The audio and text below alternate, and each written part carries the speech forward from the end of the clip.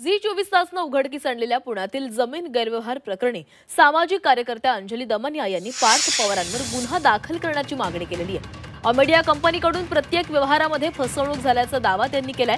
Data सेंटरसाठी 98 लाखांची गुंतवणूक दाखवण्यात आली।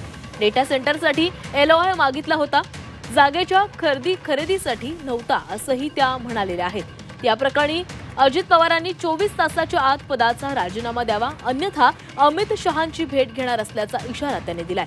या प्रकरणाच्या चौकशीसाठी उभारण्यात आलेली SIT बरखास्त करण्याची मागणीही त्यांनी केली आहे।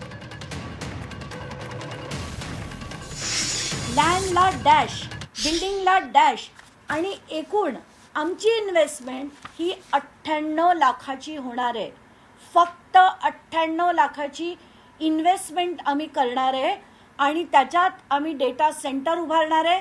त्याच्यासाठी LOI द्या अशी मागणी अमेडिया तर्फे केली गेली आहे। म्हणजे LOI मागून स्टॅम्प ड्युटी वेवर घेऊन ती जमीन घेतली गेली आहे हे म्हणणं साफ खोटच नाही, हा एक आणि मोठा फ्रॉड आहे।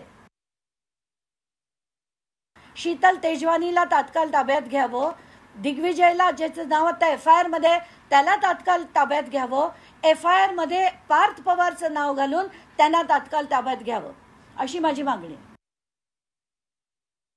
की अजित पवार यांनी त्यांच्या उपमुख्यमंत्री पदावरनं आणि पालकमंत्री पदावरनं तात्काळ म्हणजे 24 तासात त्यांचा राजीनामा हा फडणवीसांनी ताबडतोब घ्यावा अशी मी त्यांना विनंती करतेय।